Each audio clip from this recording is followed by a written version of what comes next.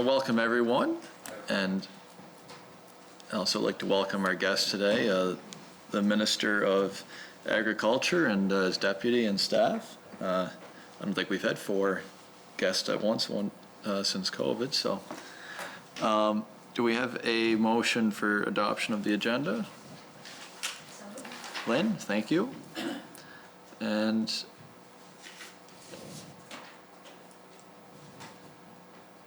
oh, sorry, I see a note here that says, make note of the change to the agenda since distributed. Review of correspondence instead of discussion of scheduling. So hopefully everyone's all right with that. I'm sure he's there. All right, with that, we'll move on to the presentation from our guests. And if you could all just introduce yourselves, perhaps before you speak, it might help. It will help with Hansard. So with that, the floor is yours. I might start off if that's okay, Chair. Yeah, sure. Good afternoon, Chair and honorable members. I'm pleased to be here, and this is something that is a subject that I dear and near to my heart, and I'd like to introduce some of my colleagues with me here. Of course, my Deputy Minister Brian Matheson beside me. In front of me is Fred Vanderkloot, the Manager of Agriculture Industry Development, and Dr. Les Halliday. He's our specialist in the bovine world. A little background on our presentation and what we are going to talk about today. A lot has to do with probably before BSE and after BSE is kind of the kind of a theme that you'll see in the presentation and where we are today. As a livestock breeder myself, there's different aspects of this that I believe are that I can add to and assist in some of the ongoing projects that we have. One of the things that I did notice early on is the beef on dairy, where the member from O'Leary Inverness brought the motion to the floor, and I am a little disappointed the member from O'Leary Inverness isn't here today, but I do understand he couldn't be here because I believe he did start a lot of this discussion and where we're going, the future of where we're going. I did see a lot of added value product leaving this island with the dairy farmers that are using beef on their dairy now on their lower end of the herd because of sex female semen, that they are able to reproduce their top end of their herds quicker. So that was a product that was leaving, and we have a beef plant that wants more product. And we also have soil that needs more organic matter.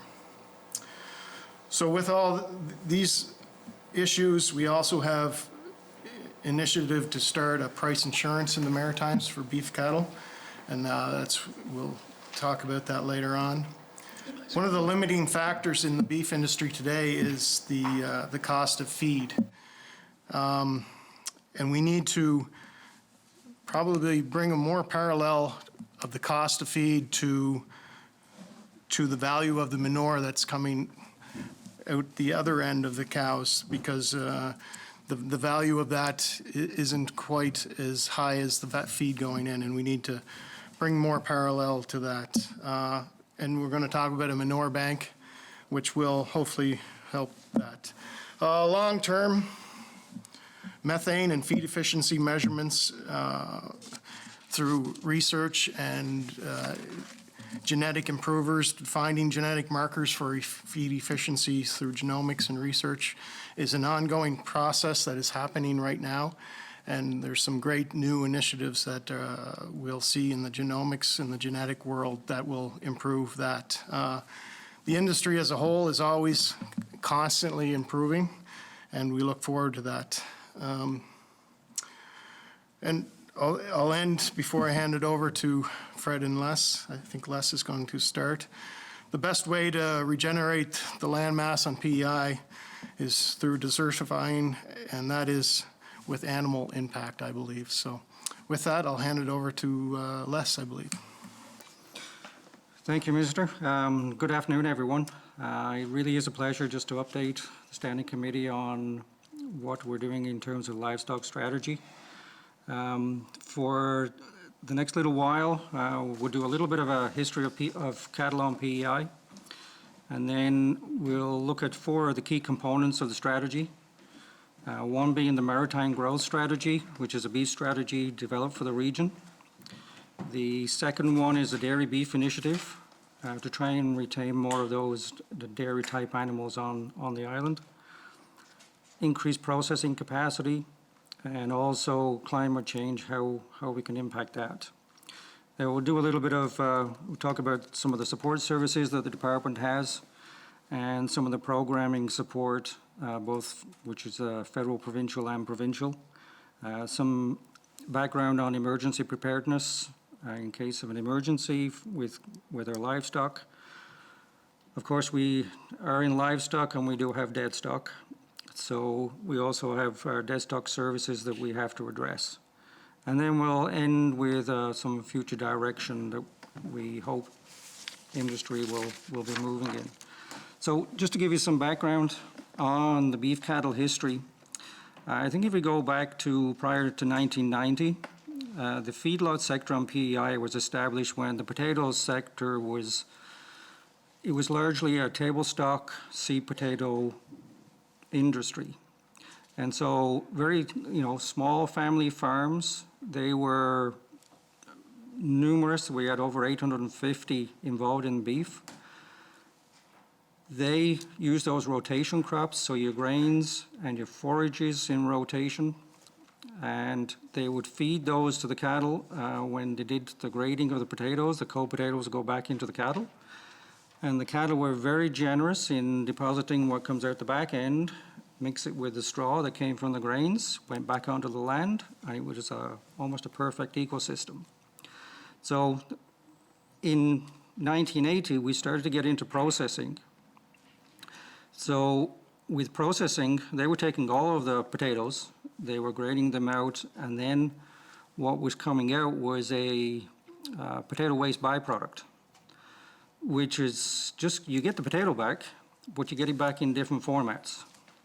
So you had peel waste, you had dry waste, you had French fries, and you had some other products too. And if you were lucky, you had a little bit of canola oil sprinkled on top. But if you fed that solely to cattle, they're kind of like, I like it, kids at Halloween. Too much candy all at once, then you get a digestive upset. And cattle, even though they can chew their cud, they can't get sick, they can't vomit. So the gas builds up, and we end up with some fatalities. So we've had a lot of good productivity from the potato waste, but we had to learn how to feed it. And then in 1990, there was a further increase in processing, which meant we had more potato waste to deal with, and how do we deal with that? But as technology advanced, we started off seeing more and more total mixed ration mixers coming on scene. And that just grinds all the feed up, mixes it all together, so that when you give that to an animal, it's all mixed together. So in theory, an animal every time he takes a bite, he gets a bite of the same ingredients each time. So he can't gorge on the candy. So that really helped. And then they figured out that could feed a lot of cattle. So we ended up with our feedlot industry feeding about 30,000 or more animals per year. And they were marketed through, at that time, hub meat packers. Some would go to Quebec, some would go to Ontario, and a lot would go to the United States. So feed them and then market to whoever would pay top dollar for them. The other side of that was Holstein steers. We had the dairy side was fed at the time through the potato waste feeding program. But it was a different type of model, and we had very, very large animals. They were finishing off about, somewhere in the range of 1,800, 2,000 pounds. They were big animals. But the United States, that was their market. They wanted them. So they were shipped into the United States, and they paid top dollar for them. Unfortunately, Everything was working well until 2003, and as the Minister mentioned, mad cow hit, and that just absolutely devastated the industry. And so Canada normally would export 50% of its beef offshore, either to the United States or 20 or 30 other countries. So if that product, once BSE hit and the mad cow closed our borders, that beef had to go somewhere, and it came east. And once that happened, we had an oversupply in the market and the price dropped. So prices dropped by about 70%, and there's just no way that our producers could there was no profit in it anymore. So by 2007, we had lost about 40% of the industry. And with that, because we lost 40% of the industry, we had less mouths to feed. So the processing waste byproducts that were coming out had also nowhere to go. So that became a disposal issue. So in 2008, 2 biodigesters were installed, and all of that waste went into the biodigester. And the industry, beef industry, lost a huge cheap source of feed.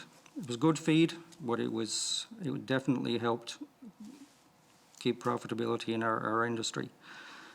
So once we removed that, barley prices were already on the rise. Under that particular model, there was just no profit in the industry, and we lost about 20,000 head of feeding capacity on PEI. Just wasn't there anymore. So our industry was completely ravaged by mad cow. So from there, I'll give you a little bit of a sector overview. The beef industry, it is complicated. There's so many different aspects of it. But there's basically 4 sectors. There's the purebred sector, which is where the high-value genetics are used, and those guys have to have foresight to figure out what the market wants, not just next year, but in 10 years. So if they make a breeding decision now, it stays with them for 10 years. And it's hard to make those changes very quickly. So the generation interval on bovines is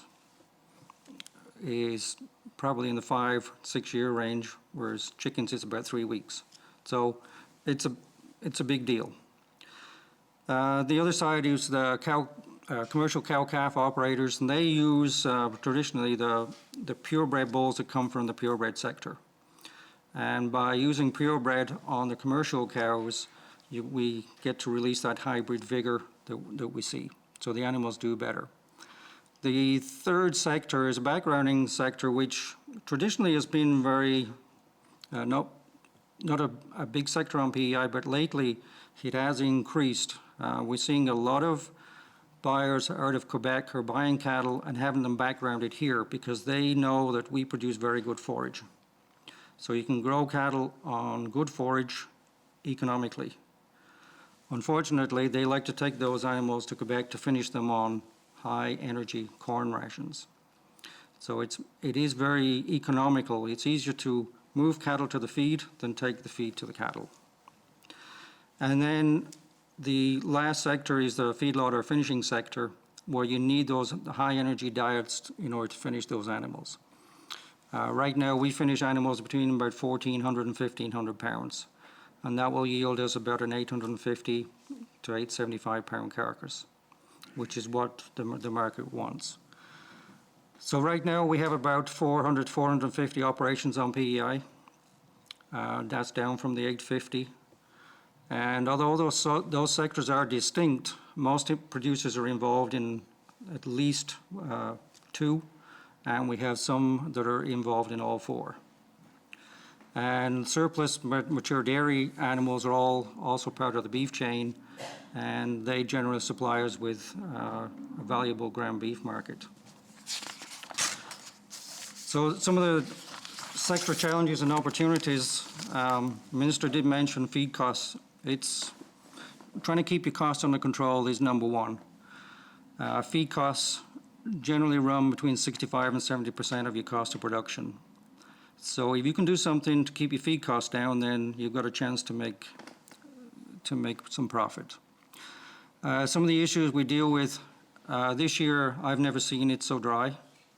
Our forage yields have just been abysmal. And our grain, depending on whether you got the shower or your neighbor got the shower, it just depended. Our grain would germinate, and when it was so dry, the stem was elongate, and you get about 14 inches of straw instead of the 26 or 28. And then we have lots of different byproducts still available. We have cold potatoes. We have some pulses from particularly out of WA grains. So we have black beans and peas that we can feed to cattle. We just need a good analysis on it. And as long as we pay attention to that, we can feed our cattle economically. But we have to be continually mindful that those byproducts change, our forage quality changes, and so does our grain. The other challenge is that we do not have a price insurance program. So as market fluctuates, we don't have an assurance program that can even out those peaks and valleys. We're working on it. It is a work in progress, but it's very, very slow. One of the good opportunities we see is the genetic improvement. At the Maritime Bull Test Station, we are the only outfit east of Ontario that can actually monitor and measure feed efficiency in cattle, true feed efficiency. And it took us a while to get it in. It's a really good piece of equipment. It's simple in the mind, but it's all to do with keeping track of how much feed those animals eat. So that's a win-win, I think, for the region. The other, across the road from the test station, is the Nepean Experimental Farm. And they're focused on forage research. They have a long-term project right now on carbon sequestration. What types of forage management impacts carbon sequestration? So that's a good thing. We also are dealing with things like herd health.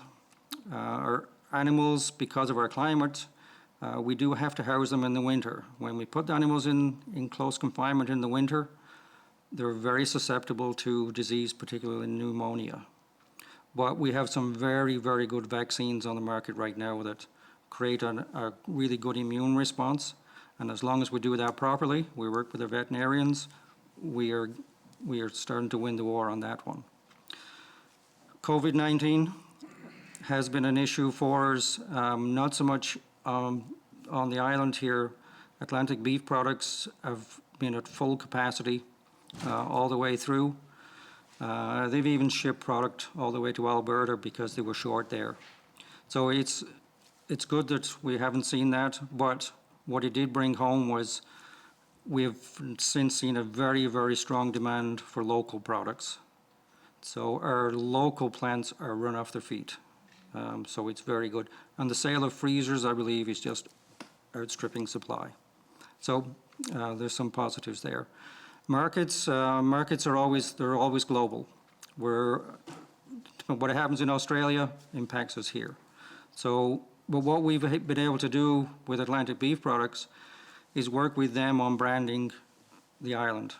And one or two brands that we're very fortunate to have. Island View Farms is a partnership between them and Sobeys, exclusive to Sobeys. The Blue Dot program is it's a food service brand, but it's been very well received and where we can't get enough of it. But the other one is Certified Island Beef. And that was, we basically surveyed consumers and said, what do you want? You tell us what you want, we'll make it for you. Rather than us going and saying, this is what we got, how much will you give me for it? So with Certified Island, it's basically, they wanted it flavorful, they wanted it tender, they wanted it produced in a sustainable manner, and we want good welfare practices.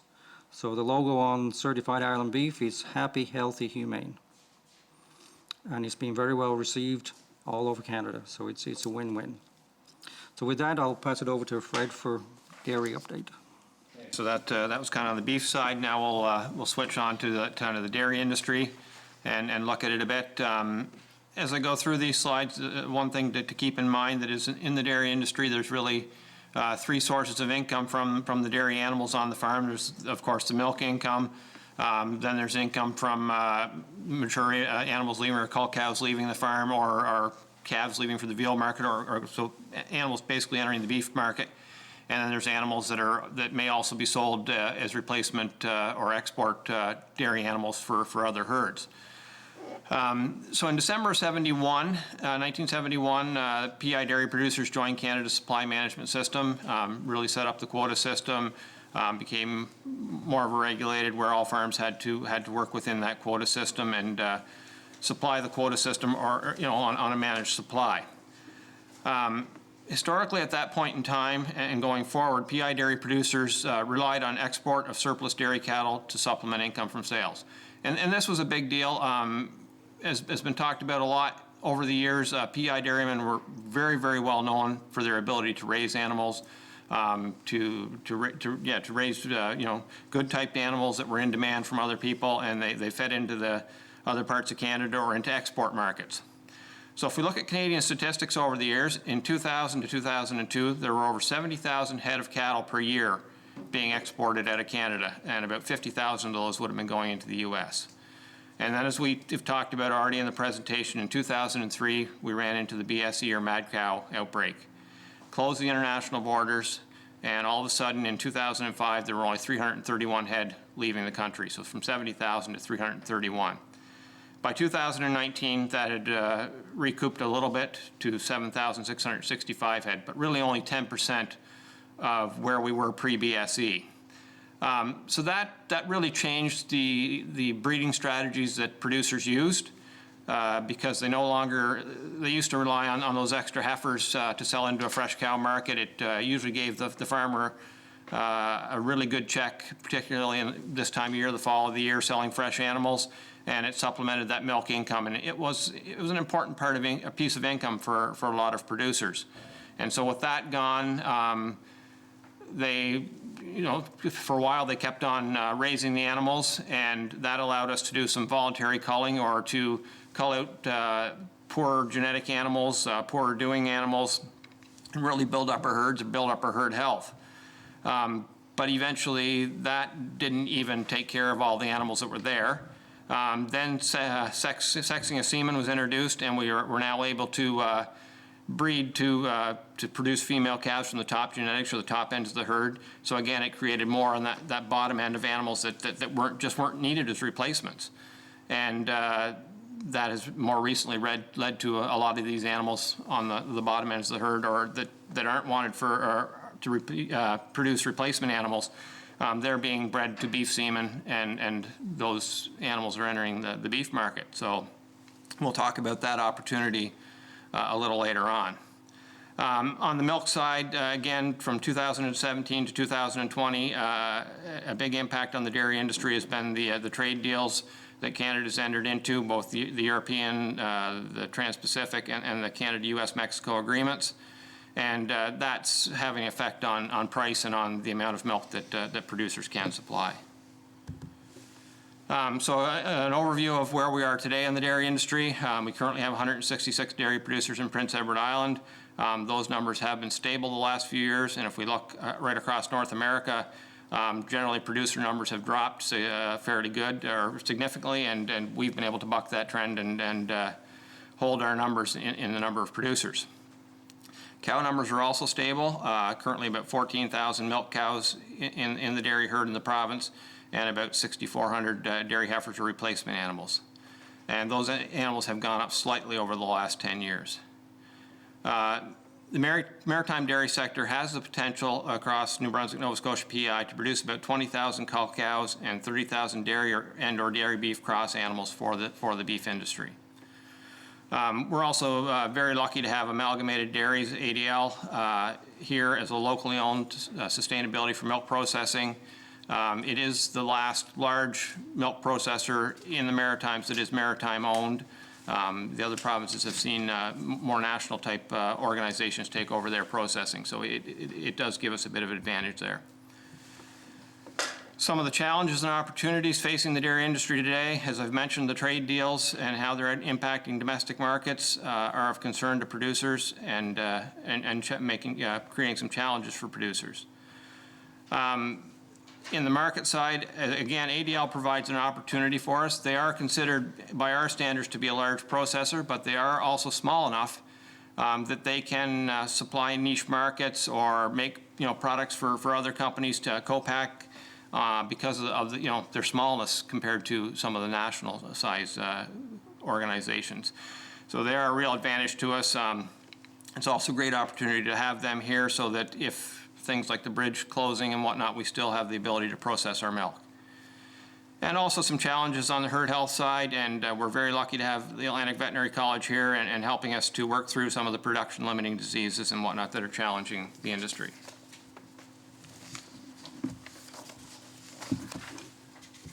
So just a quick snapshot of what we are dealing with in the Maritimes in the way of cattle numbers. We've kind of covered some of this in the summary, but this is just a snapshot of both the beef and dairy over the last number of years. And we can note that particularly New Brunswick's numbers have been dropping, but overall, maritime-wide, we've held fairly steady over the last 5 years. And we just want to take a moment here to make note that we are focusing on the cattle industry, both the beef and dairy industries today. There are two largest livestock sectors, so the bulk of our presentation is on that. But we do recognize that there are other livestock sectors out there, and we are, as a department, working with them, and they are part of our livestock strategy as well. So on the hog sector, we're working with their import regulations. We've supported them through some market disruptions through COVID-19, and we have some genetic improvement programs that we work with them. On the poultry sector, again, it's supply managed, so not a lot of stuff that we maybe do there, but we do work with the Atlantic Poultry Research Institute in Truro and participate in some of their work, and we also support some of the provincial slaughter capacity on the poultry side. And then for the small ruminants, we offer some training for producers in that sector, and we've seen the Northumberland lamb plant or sheep plant in slaughter plant in Nova Scotia has got federal registration in the last few years, so that's giving us an opportunity, and we are seeing our sheep flock grow as well. So. Now, in terms of one of the pillars of the strategy, the maritime growth strategy is really a combination of work that was done by the Maritime Beef Council, and the council is made up of representatives from the 3 cattlemen's groups in each of the provinces. And we may have even Newfoundland coming on board maybe in the future, but also government representatives and also industry representatives. So it was one of their things that they wanted to develop was more of tech transfer, information transfer, so that people had the latest information that they could make informed decisions. Because without that, you're just driving in the dark. And so that's what they've done. And most of this was funded through one of our programming streams through Pan Atlantic. But the beef school has been very well attended. There's 9 modules developed. The next 2 or 3 are actually, they're only going to be online. But we did meet in a central location, maritime-wide, that we cover things like nutrition, forage, animal welfare, genetics, feedlot management. So it gives people the latest information so that they can take that and apply it on farm. We also have field days. Once a year we have our next Pan Experimental Farm, particularly on forage production. We also have trying to get more professionalism into the boards. So we had governance and leadership courses just so that people are more keen and know what to do when they're on a board. And we also have beef conference every year, Maritime Beef Conference in Moncton. We had Dr. Temple Grandin here, and there was a huge turnout for that one. And what we also are looking at production clubs, forages, genetics, and marketing. And we usually have people in from Canadian cattlemen talking about the latest in beef cut and beef cooking technology. So it's unfortunate this year we couldn't hold it, and I'm hoping for 2021 that we can hold it in person. We also have beef production clubs. We used to have a feedlot club on Prince Edward Island many years ago, and it's no longer in existence. But we revived that through the Maritime Beef Council. And it's basically, those are just to get like-minded producers together in a room to talk about things that work for them or don't work for them, so that we can all be a little bit more profitable. So we do have a feedlot club, and we're also working on a cow-calf club for PEI. The other thing, because we like to take that measure to management approach, we have, there's a few data management software packages out there. So we have 5 of those packages being evaluated by 5 or 6 producers that are recording data and seeing how easy it is to use and what information it gives back to make those decisions. And then we also have a dairy beef project. We have worked together as a region, so we're trying to work with the dairy people in Nova Scotia and New Brunswick, and would hopefully try to finish those dairy type animals on the island here. And so at the end of the day, we do encourage producers to access our program funds so that we can implement some improved practices on farm. And this just shows one of the field days at the experimental farm. This was a corn plot, but it was interseeded with ryegrass. And the purpose of that was to, after the corn comes off, we have ground cover, which could be grazed or it could be left for the winter so that the ground is always covered. So those are always demonstrated at these field days, and we usually have a very, very good turnout, 150, 200 people at those events. On the dairy beef initiative, we are developing a pilot project to encourage the raising of those dairy beef cross animals that normally would go to Quebec or Ontario. And as Fred mentioned, there's probably 30,000 that could be available to us if we had the finishing capacity. So Atlantic Beef Products are really interested because that will give them more animals and more beef to work with in their markets. They could take an extra 20,000 head starting tomorrow. And what we're trying to do is promote the collection of data. It's always when you're dealing with small calves, there's always issues with disease and making sure that those animals make it right through to weaning, and they can then be raised on solid food. So we need more information, some traceability to find out what works and what doesn't. So we do have a feeding trial in collaboration on the top left there. Those Holstein calves are on a potato farm. That potato farm used to have a feedlot, and they got out of cattle after BSE because they just couldn't make it work anymore. But their main interest is, how do I get manure from those cattle? So this barn became available. I'm working with Atlantic Beef Products to put those animals on feed, and it's a different production model than we have done in the past. And so we weighed them off a couple of weeks ago just to keep track of them, and they're gaining exactly the way we want them. The ones on the bottom right those are the dairy cross, Angus cross Holsteins, and they do look more like a traditional beef animal. And they're more of what I normally work with. The black and whites are certainly a different fish.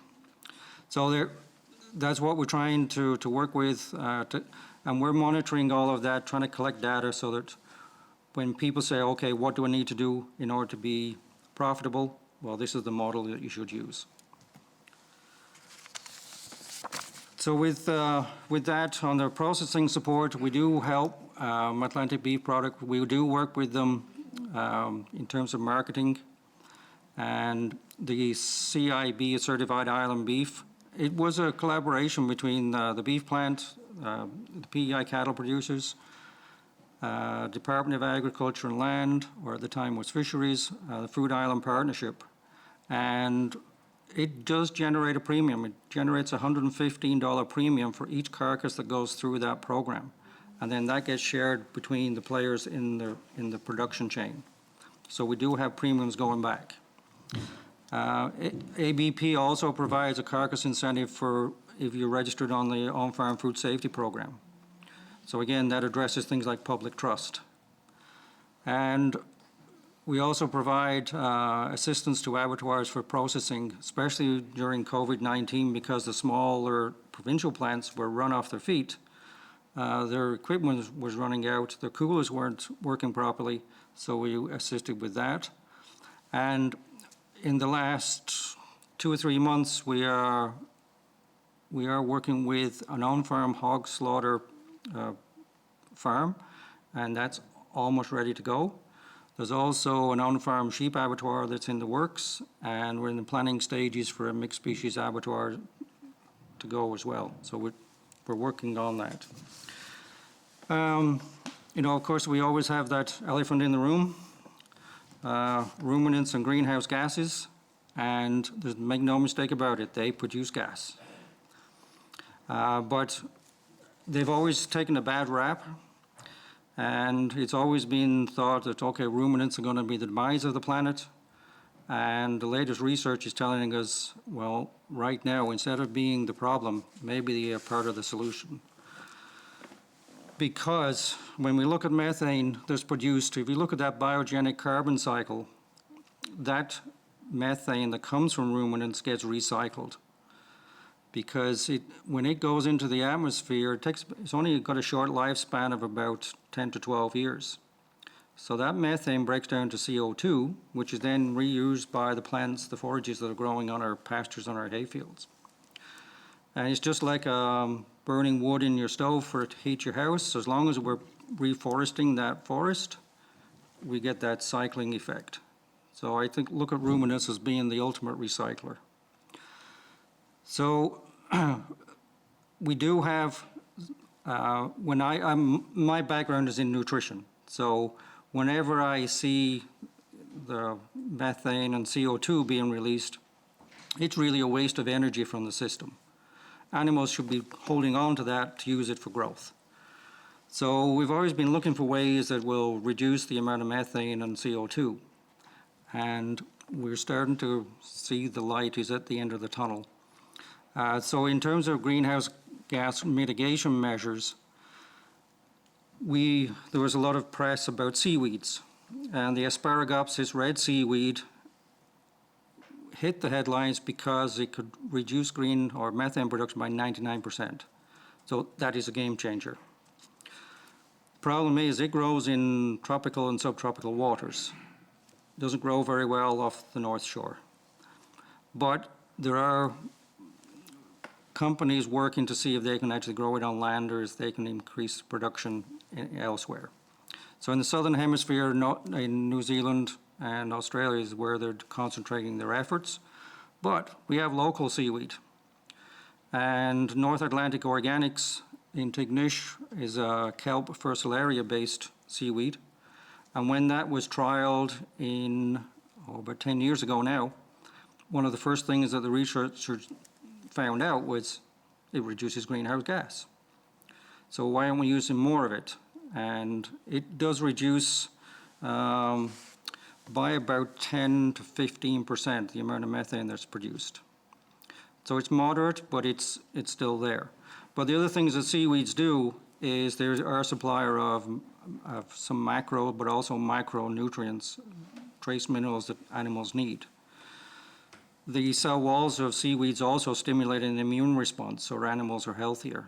So it's a really good product to use.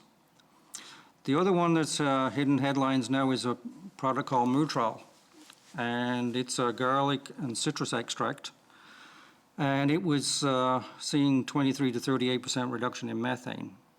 And currently, right now in the UK, there are dairy farms using it and getting carbon credits from it. So it is on the market in certain parts of the world. The other one is being tested all over the world is the Bovier, and it's about a 30% reduction in methane. And it's been trialed in Alberta, United States, Australia, New Zealand. It should hit the market sometime next year. But if you put that into perspective, if it's fed to 1 million cows, it's like planting 45 million trees. So it's a significant thing that we need to look at. This is the feed efficiency system of the Nepean experimental farm. Basically, it's just a high-tech feed bunk or feed bunks. And that feed bunk is measured every second, 24/7. And when an animal goes to eat, its ear tag, RFID tag, tells the system it's now eating. And if it takes 10 grams or it takes 100 grams or a kilogram, it attributes that loss of weight to that animal. And after 24 hours, it adds it all up and says that's how much it ate. And from that, it doesn't affect how the animals behave. They just go ahead and do their thing.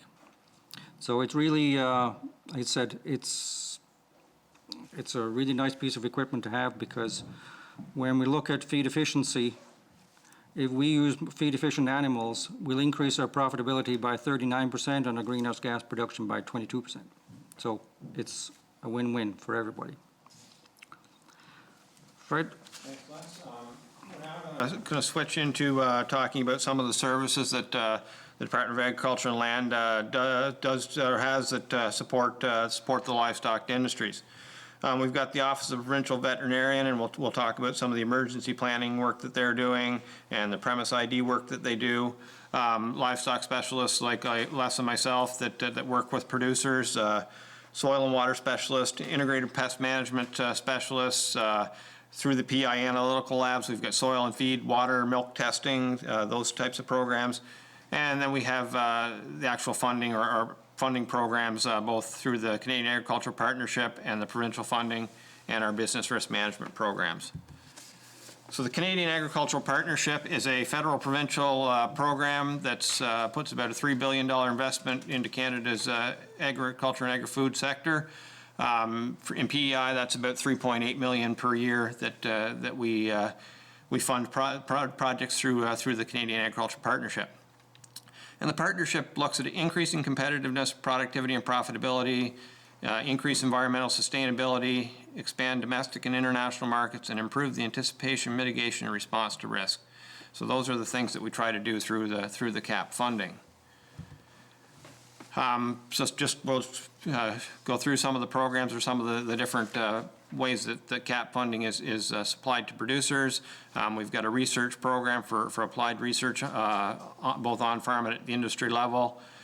We've got innovative technologies and technology and science adoption programs for innovations or new adoptions that are being done on-farm.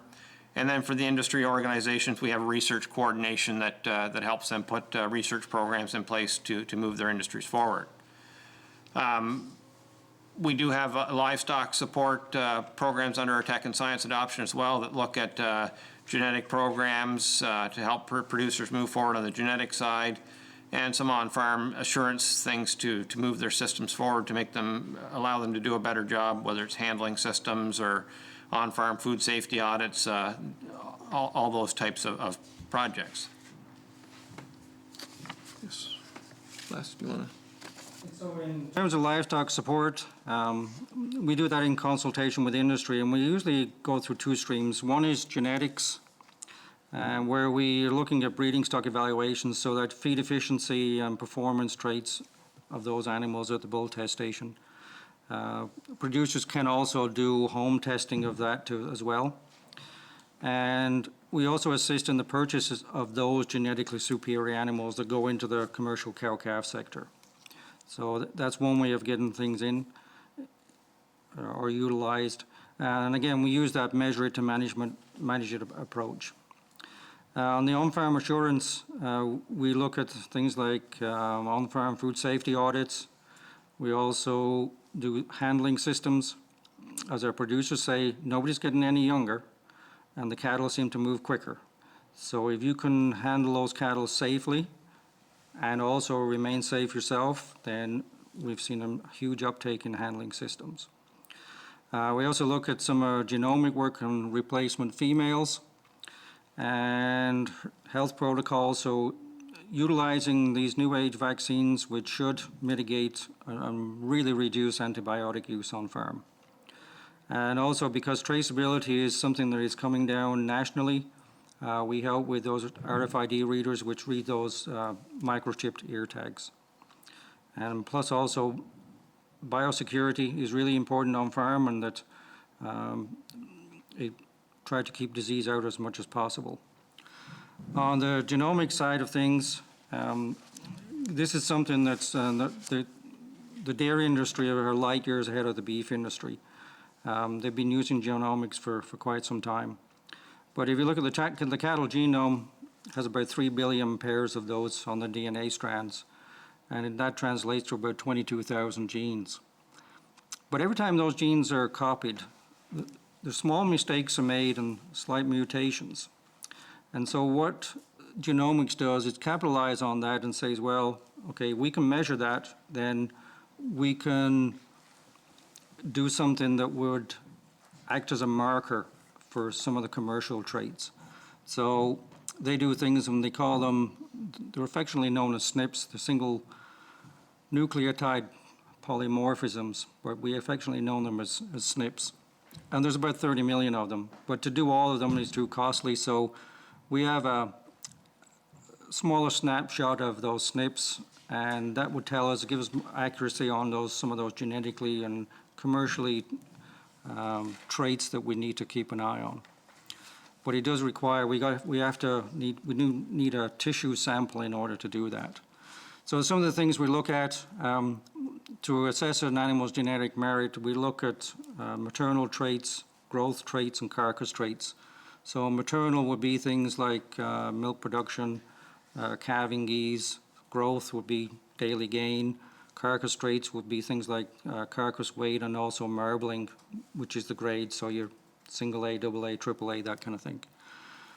We also regularly now have to look at parentage, so the sire and dam, and that's very standard practice now. In the dairy side, you're looking at milk and protein percentage, productive life, heifer conception rate. All of those are efficiency traits that industry is getting to grips with. So at the end of the day, you use that data to make informed decisions, and it's really starting to help on farm now. It just speeds things up. Fred, you're going to look at Pan Atlantic? So it's one of the other things that we've started to do in recent years is have some Pan-Atlantic or regional collaboration. So I talked about the Canadian Agricultural Partnership and the fact that every province has signed on to that federal provincial agreement. So what we were seeing was a lot of organizations or industries were wanting to do some research that had an Atlantic impact, and they were having to apply to each of the different provinces. So they had 3 applications out there, 3 different contracts, and 3 different versions or pieces on that research. And so we really wanted to bring it together. We're a smaller region of the country, wanted to work together where we could. So we've created a Pan-Atlantic Regional Collaboration Program where an applicant can go into one, put their application into one province, and then we submit that to the other provinces and work as a group to run that project on an Atlantic or Maritime type basis. And it's worked quite well for us in the livestock industry. We've got 4 or 5 big projects. Les has talked about the Maritime growth strategy on the beef side. Atlantic Healthy Herds Project is a dairy project that Atlantic Veterinary College is leading. We've got Atlantic Tech Transfer Team for apiculture on the apiculture or bee side, and the Atlantic Poultry Research also runs a project through that. So it's been quite successful for us. We also have our business risk management programs that are run through the Agriculture Insurance Corporation. And these include the agri-insurance, the agri-stability and agri-invest programs. And then there is also the disaster relief framework for agri-recovery, and which is something that we currently have ongoing claims on for damages for Hurricane Dorian. So those provide some business risk management or some risk management programs to producers to cut some of the risk or work with the risk. Price insurance through business risk management, this has been a real work in progress. The initial discussion was held through our previous department's Robert Henderson at the time. And at that time, we were looking at initiating a pilot project for the Eastern, what we call Eastern Price Index. And it was to mirror what is happening in the Western provinces for price insurance. Our issue was when we had consultants study the amount of data that was available in the Maritimes to establish what's called price discovery, to get a price insurance index. We didn't have enough data. So we went back and forth, and we think right now that by working with Maritime Beef Council and the Beef Cattle Research Council, there's a will to do this across the country for a national price insurance program, which would have Western connotations and Eastern. So from next week, we have enough data out of Quebec and Ontario and the Maritimes, 25 years of data that they're going to analyze to come up with an Eastern price insurance index. So fingers crossed, we are hoping for something in the near future to have a price insurance program, which will really help. But then we have to teach how we use that program for the most benefit. Just moving on to agriculture stewardship. These are based on best management practices where funding is supplied. And just to mention a few, there's covered feedlot, manure storage, silage storage, and alternate watering systems. So getting clean water to cattle is very, very important. And also the fencing and stream crossings. And the other things that we do is things like nutrient management. And again, we've been trying to get more of this measured to managed approach. When we're looking at nutrient management and looking at manure going back onto land, we're using book values that are 20, 30 years old. So the department for the last 2 years have implemented a nutrient content survey of different types of manure. So last year a number of samples were taken. They are taking samples actually right now. So we get some updated information on what the nutrient content of that manure is, so that when we do apply it, we're a little more efficient in our nutrient management. So that's ongoing. Soil health, it's always been kind of an issue that we haven't been able to measure soil health. We do soil nutrient content, but when it comes to soil health or soil tilth, we haven't had that until just lately. So the analytical labs have a soil health test, and it looks at many different parameters of the soil to determine where it is, whether it's looks like it's improving or maybe it's degrading. So if you get those numbers on your desk, then you can say, okay, we're heading in the right direction, or oh no, we have some issues and we got to deal with it. So we've been trying to promote more and more of this soil health testing, just so that people can keep an eye on things and change the management practices to suit it. Local.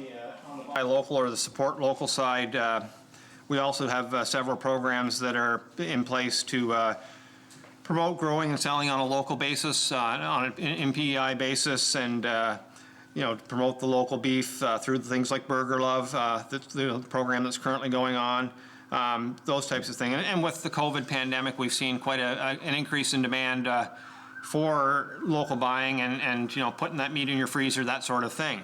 And it's been a bit of a challenge. We've done a great job with these programs of promoting and growing it, and then all of a sudden we realize our local slaughter capacity is a challenge. And so, it takes some work to adjust to those things and keep everything in balance. So but we do have two very good programs there on the growth and promotion for people wanting to sell into that local market.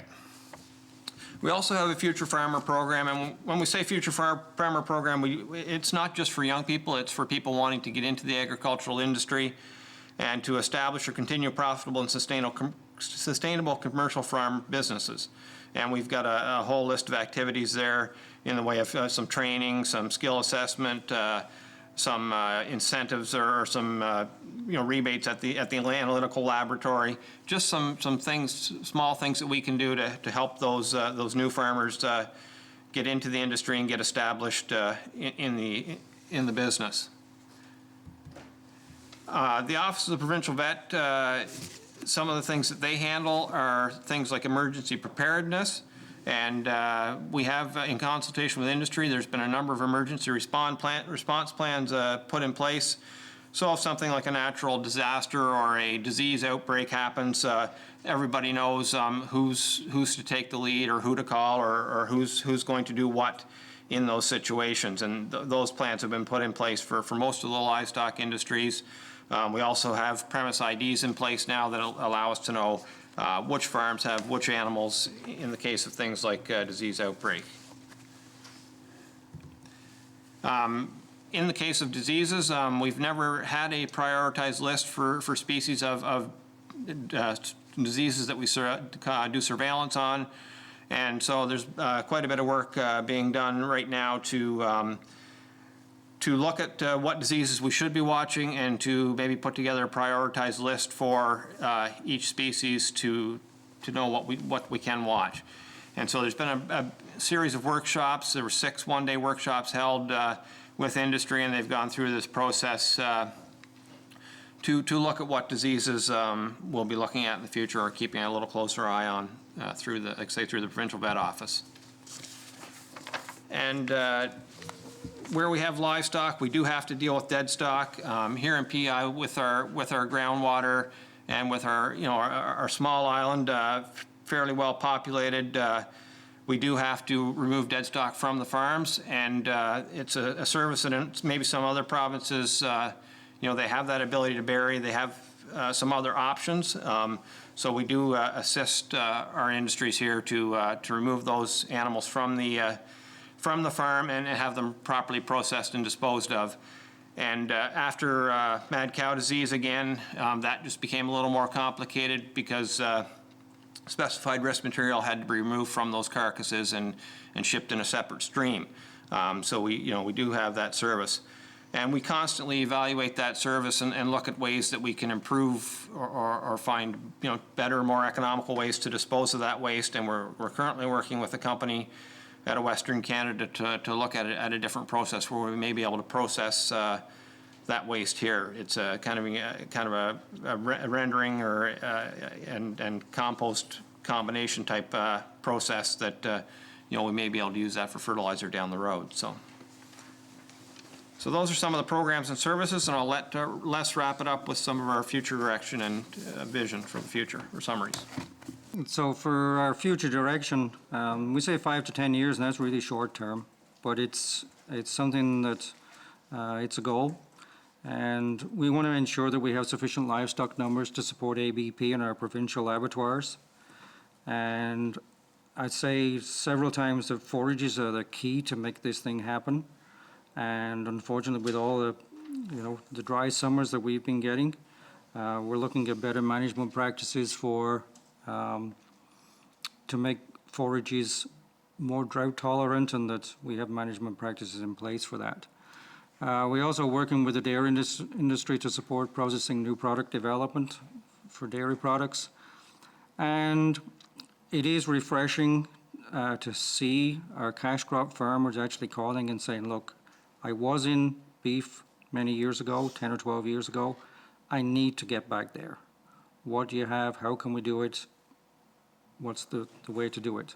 So we started off with the dairy beef side just because it is doable. And I think we need to continue to monitor soil health, and that's going on through our soil monitoring network. It's a long-term project that we've been watching and monitoring. And the department will continue to provide support services to our livestock sector. And whether it's through programming like livestock genetics and assurance projects, that's one thing. I think selection for true feed efficiency is something we promote, but it is one trait in the grand scheme of things. The animal still has to have good conformation. It's still got to be, as we say, it's got to be docile. If it's wild and crazy, then even if it has the best feed efficiency, it's not something we want. So things like that. And hopefully in the near future, we can establish that Eastern Price Insurance Program, which will help. And we're already through the Maritime Beef Council. We do have our dairy beef production manual. We're going to update that. But also we can get back to having face-to-face meetings where we get producers in a room and talking about common things.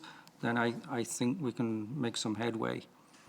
So last point, we are working with our Climate Change Secretariat to mitigate greenhouse gas.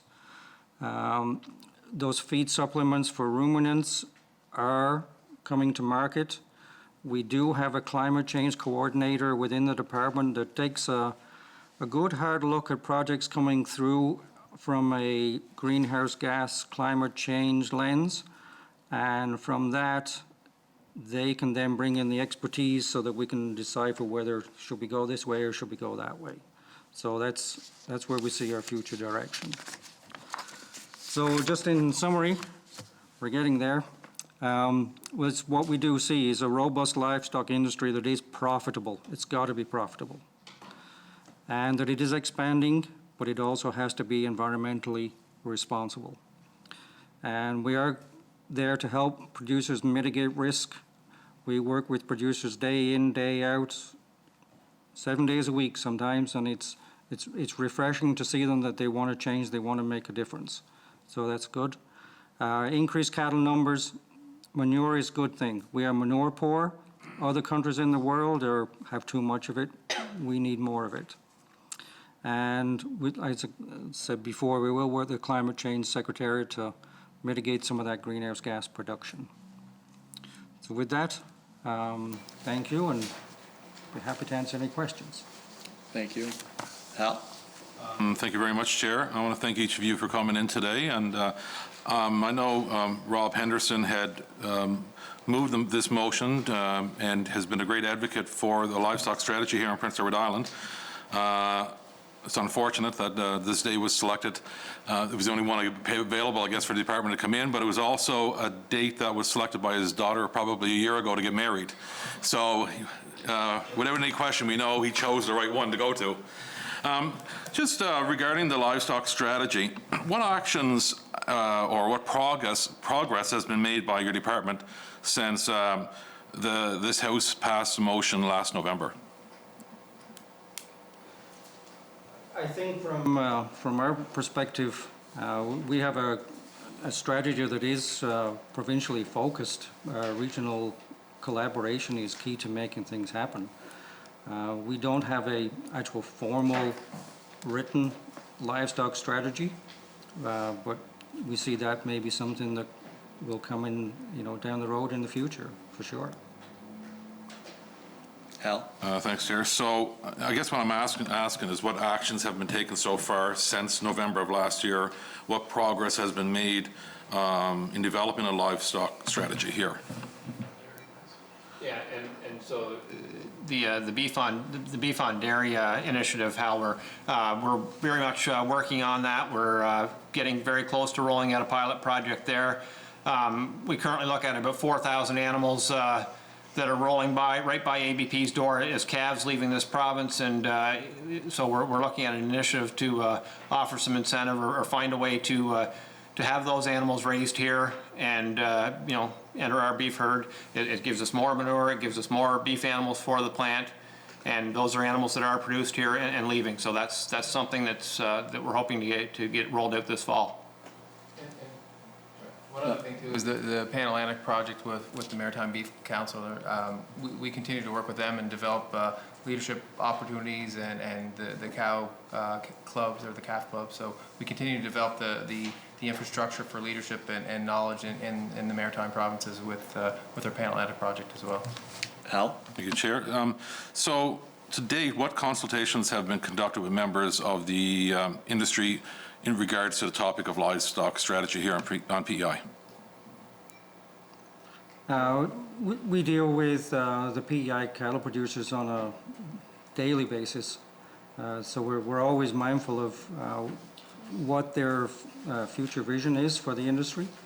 So we deal with that every day. It's just a daily occurrence that we talk about that. I guess it's under my understanding that you talk to other agriculture groups like the PEI Federation of Agriculture. You mentioned PEI cattle producers, the dairy farmers of Prince Edward Island would be another group, or other livestock related groups on this particular topic. So in those discussions that you have, whether it be daily basis or weekly, what would they like to see included in this strategy? On the dairy side, I think Fred can address that. On the small ruminant side, we deal with them on a regular basis for programming through the small ruminant program. So each of those commodities will direct us on what they would like to see for program, what is their priority for moving their industry forward. So we deal with that on a daily, weekly basis. Al? Okay. Sorry, Al, Minister, did you? So what the beef industry is really asking for is the price insurance. And with the collaboration from the Maritime provinces, which we are working on right now to come up with, as Les presented earlier, that is going to be a game changer in the beef industry, and that is what the industry is asking for right now. It's been delayed because of the New Brunswick election, where we had a planned meeting in September to meet with the ministers to discuss this, but since the election in New Brunswick and the agriculture minister is, we're awaiting the new one, we'll pick that back up in October. Al? Just to reiterate on the livestock strategy, within the region, in the next month, we'll be holding meetings with Nova Scotia and New Brunswick on livestock strategy for each of those provinces, and they want to hear what we're doing, and we want to hear what they're doing. So we include the dairy, the small ruminants, and the beef sector, and also hogs and how they fit into the whole equation. So just because of COVID, those consultations should have happened earlier. They're going to happen in October. So that was just literally about 2 days ago that we got those dates set. Al? Okay, and that's good. I noticed that, because my next question was going to be, did you do a jurisdictional scan to see if other provinces have livestock strategies in place? And so you're talking about Nova Scotia and New Brunswick in discussion about implementing a strategy. Have you looked at other jurisdictions across Canada who have a livestock strategy in place? No, when we do the consultations in October with the region, that's where we'll bring in, well, this is what Saskatchewan, Alberta, BC does. And so it's to try and get something together as a region so that we can all kind of work together on that. Yeah. Al? Great, and I like that because I know in the motion it was mostly referred to cattle, let's say. So I know you mentioned several times like small ruminants, poultry I think was even mentioned too, being brought in, and swine. They will be included in that strategy, am I correct? Oh, yes, yes. Al? Another question was, basically, so talking to the livestock producers, specifically beef and dairy, have any of them asked for some sort of insurance program for producers, similar to what they have like for crop insurance?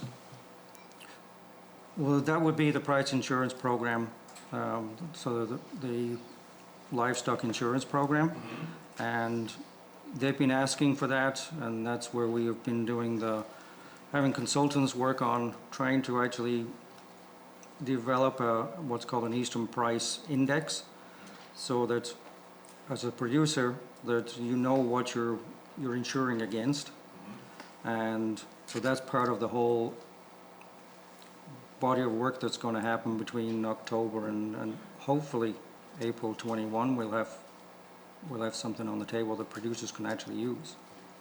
Al? One more question. You talked about pastures, and so right now on the island, what is the capacity for community pastures? Oh, each community pasture has different capacities depending on what their soil conditions are like and how they're managed. And Be fully utilized, or I mean, so let's just say one pasture where you're taking in all those factors, and you determine that there could be 300 head on it.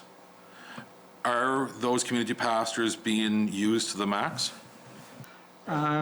Certainly this year they were used to the max because of the drought. They ended up having to take animals off early because they ran out of pasture. And in the past, it's trying to make sure that, you know, your start date for whatever the pasture is to when they can get those animals right to the end of the pasture season, and that you still have grass at the end of the season. This year they didn't have grass, they were running out of feed, and they had to take those animals off. So I talked to the community pasture groups last year, and the hope was over the February and March, we were going to get together and look at what we could do. One of the things I wanted to do was to do some soil health testing on those pastures. Figure out where you're at, what you need to do, because some of those pastures usually, if they run 300 head, 10 years ago they ran 600. But those pastures of the soil health has degraded. What is going on? So the idea was February, March, get together. We wanted to develop what's called a community pasture type program, and then of course then COVID hit and we couldn't do it. But hopefully this year, if things work out, we can offer some programming. But we had students in place ready to go out and take soil health samples, and we just couldn't do it. But they, over time, we've helped them in the last 10 years, probably, certainly like the Evangeline community pastures, we helped them replace every one of their handling systems. And we'll be doing more in the winter and the spring, but we need to get to, again, part of the information and the education that we provide to do more intensive management grazing. Because if you just turn a bunch of animals out on pasture, they'll graze it and then back graze it, and they graze too short, and eventually the plant dies, so now you have bare soil. So we've been trying to promote to people that you take half, leave half approach. And they say, well, why would I leave half? That's waste. No, that's photosynthetic capacity. You've got to leave something for the sunlight to get a grip with. If not, then what happens is the plant tries to regrow and it reduces its root mass. So as the pastures dry out and you've lost roots, you can't get to the water that's down there. So pasture management is front and center for livestock, for beef and dairy. So those bovines need pasture. But it's always been let's just turn them out, let them graze, and hopefully at the end of the year we bring them in and everything's good. But we need more management on those pastures. Hal? Happy to hear that, and I know you mentioned it earlier in your slides, you talked about soil health and soil management, so I, again, would presume that was going to be part of your strategy moving forward. Thank you. That's fine. Good. Michelle? Great, thank you, Chair. Thank you very much for your presentation today. I think it's pretty clear that a livestock strategy is a complex moving target, and simply not something that is just, one or two inputs in order to contribute to it based on the presentation that you delivered today. So thank you for being so thorough and in-depth.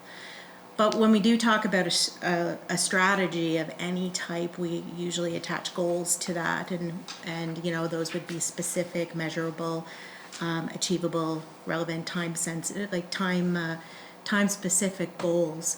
So as part of the livestock initiative, like your livestock strategy for the department, do you have those goals measured out as to what you'd like to see? I know you provided a 5 to 10 year kind of vision, which is really short term, but how are you going to get there? That's my question. Yeah, I think we want to see the livestock numbers increase to be able to support our processing capacity. And also if we add more processing capacity, that we're able to fulfill that too. And because it is complex, we can put measures in place, but if the market forces come into effect and people become unprofitable, then they cut back. And we're seeing that especially in New Brunswick right now, there's a feed shortage. So we know that the livestock industry is reducing its capacity just because there's shortage of feed.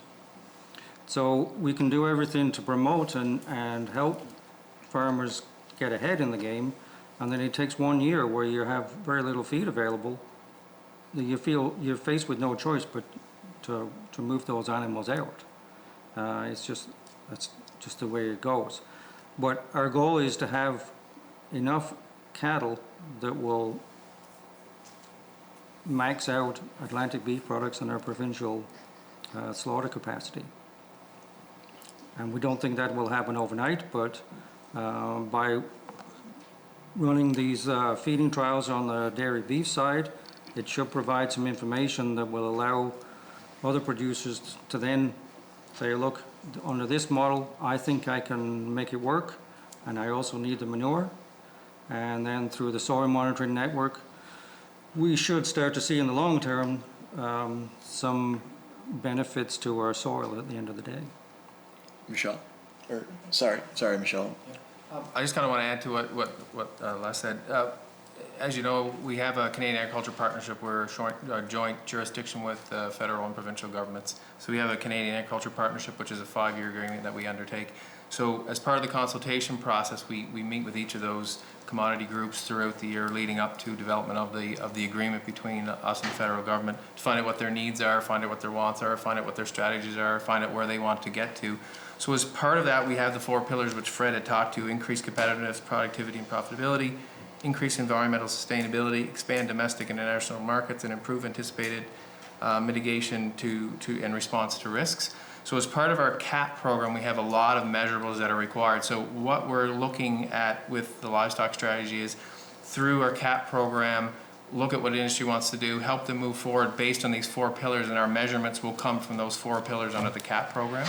So we may not be having the specific measurements to the livestock piece at this point in time, but we are measuring through the CAP to see what our outcomes will be based on those 4 pillars under CAP. Michelle? Okay, thank you, Chair.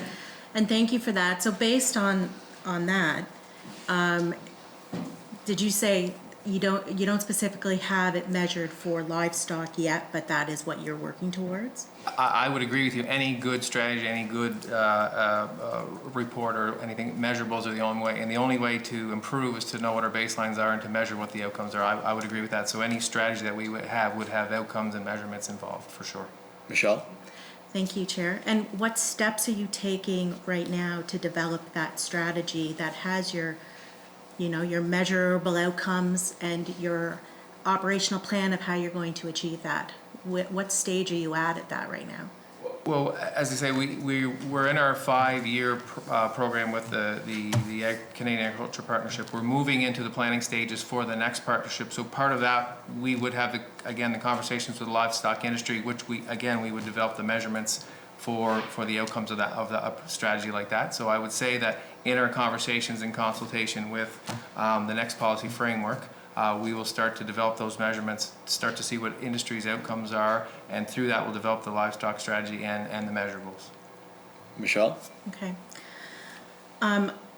So I would think that because livestock has been around PEI for a very long time, and we have so many programs that the department is delivering at this point in time, that is something that it shouldn't be based on CAP. It should be based on provincial knowledge and where we want to get to, right? And I think that's the challenge. You need to have a 20-year vision of where you want to be. How long is it going to take you to add an additional 20,000 head, right? It's not a year. It's probably not 5 years. And it is certainly very complex, because not only do you have to have the ability for farmers to be able to increase their herd, we need to be able to feed them. We need to ensure herd health. We need to ensure soil health, to ensure pastures. So I would love to see like a documented strategic plan of what is the plan for not just beef and dairy, but also for all the other livestock that we have here in PEI. I think that that's important, because if you're going to be delivering programs to achieve a strategic vision, you got to make sure that the programs you're delivering are actually helping to achieve that strategic plan. But I do want to talk about price. So price, hands down, is the most talked about conversation that I have with beef farmers.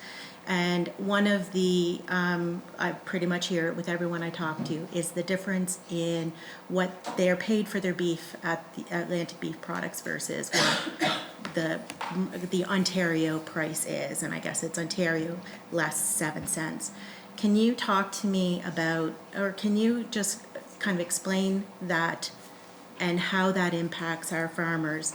And I'd also like to understand when beef is coming in from Quebec, you know, what kind of pricing farmers are receiving from Quebec? Is that, I mean, all I can say is from Atlantic Beef Products, when the plant was set up in 2005, 2006, the hook owners at the plant at that time, that was the model that was agreed to at the time, was Ontario less a certain price differential. So that is carried on all the way through, and currently it's the price that the beef plant sets. I have no influence over what the beef plant does. It's their private business. It's same with Quebec cattle coming in. Whatever price they pay for those cattle, quite often, more than not, they bid on those cattle. They go on an auction, and whatever price of the day is, that's what they have to pay if they want to get cattle. And so we don't get into that business of how much they're actually paying for the cattle. They do have relationships with feedlots in Quebec, and there's a branded product that is processed at the plant, but the meat goes back to Quebec. And it's a very good relationship because we put on certified island beef, because Quebec really likes our certified island beef, so it's a win-win situation for them. But we try not to get into the business of that organization. Michelle? okay. Do you hear that often, though, from beef farmers, like concerns over the price? Yeah, we hear it all the time. It's, well, actually, not all the time, but it's certain people say, well, we should be getting the same price as Ontario. And work with the beef plant. We've looked at how the grading system works. We've looked at the premiums that come from things like certified island beef and VBP plus. If you hit the sweet spot on the grade, plus certified island, plus your VBP plus, you're actually getting Ontario plus. But you got to do the work to get it. So if you have the right type of cattle and you feed into the right program, you can get more than the Ontario price. Michelle? Thank you, Chair. So on the VBP Plus program, my understanding when I spoke to Atlantic Beef Products that there was only 18 farmers that were signed up in order to take part of that program. Do you have any insight as to why such a small percentage of farmers would be partaking in that? It's been a long-standing fight to bring farmers, they'll take the course and they'll look at it, but actually get audited. It's been a struggle just to get enough people on it. I think prior to the plant bringing in that 2-cent incentive, I think we had 3 producers that were on it, that were registered and audited. That 2-cent incentive, if you think about it, on a 800-pound carcass, is $16. All of a sudden we have people jumping on it. But it takes time. It takes at least 6 to 8 months of doing what you say you're going to do in order before the audit can take place. And then in the spring here, we have some people that do want to be on the program, but because of COVID, we couldn't get people on farm to do the audit. So it is helping, and it's helping because we're bringing in animals from Nova Scotia and New Brunswick that are on the program too. But it's just, they say, well, why should I get audited? I'm doing everything that they say that I need to do. I'm really looking after things, but there seems to be that fear of doing the audit. And it's really, after they've done it, it's always, oh, I didn't think it was that difficult. So it's something that we promote, but again, the will to do it has to be with the farmer. Michelle? Thank you, Chair. Thank you for that. My understanding is that it's paperwork, right? probably extensive paperwork. I haven't looked at, what it takes to do that, but knowing a lot of producers, paperwork can be daunting, especially when most farmers work in their business, not on their business.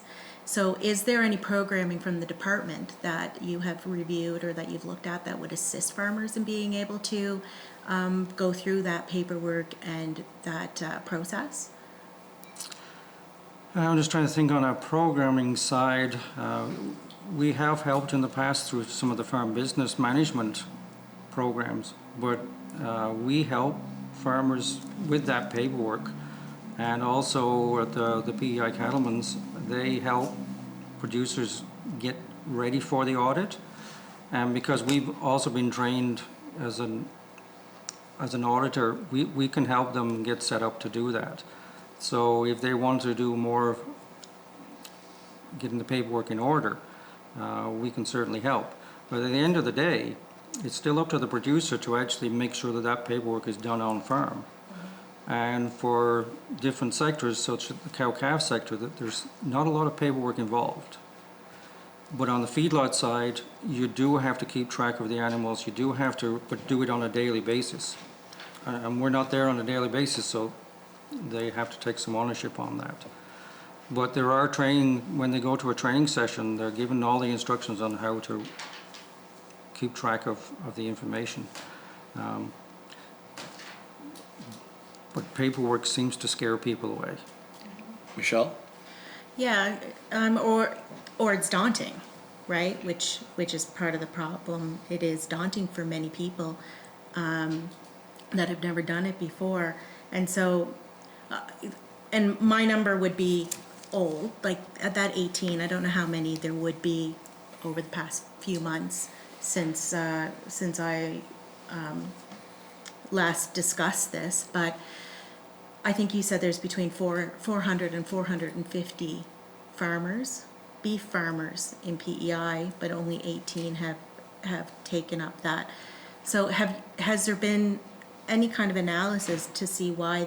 Because you said profitability has to be there, right? And one of the ways to get profitability is to partake in programs that would increase the price that you would receive for your cattle.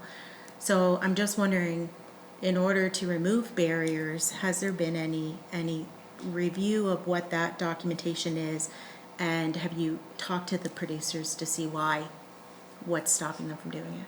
Yeah, we do talk to them about it. On the cow-calf side, if you wanted to get audited for VBP, it's very, very straightforward. And the training is given by the PEI cattle producers. It's very, very straightforward. When it comes to feedlots, then yes, you do need a bit more training, and that's fine. But if you're shipping into Atlantic beef products, you're usually not a cow-calf producer. So a lot of those 450, if they're cow-calf producers, unless they're shipping finished animals into ABP, they don't qualify for that. But we try to, over the years, the VBP program was very, very intense on paperwork. Way more than it is now. Right now, it's very much simplified. And when you end up with, producers saying, I can't do that, I'm not doing it. I've had enough, but I can't do it. Well, okay, well, we'll help you. We'll walk you through it. And so we do that. We'll go on farm and go, okay, when you do a mix, this is what you do. Mark it down here. Keep it all in one binder. And then usually by the end of the session is, oh, is that all we need? We're good. Michelle? But the mindset has to be there to make that happen. Michelle? Chair, I know I've taken up time and I'm a permanent member, so if you would like to, I'll get on your second round. Sure. That's good. Stephen? Thank you, Chair. Thanks for coming in today, guys. One of the things I've heard you say today is not all manure is equal, and you have some sort of grading for the manure. But do you have an idea of how much beef livestock we need in order to provide sufficient manure to improve the soil organic matter straight across PEI? Is there any sort of balance that I heard the term manure poor. So we obviously know we don't have enough, but do we know how much we need? I think if we bring in some of that historical perspective, when we had 35,000 head finished on Prince Edward Island, at that time, our soils were certainly maintaining the quality.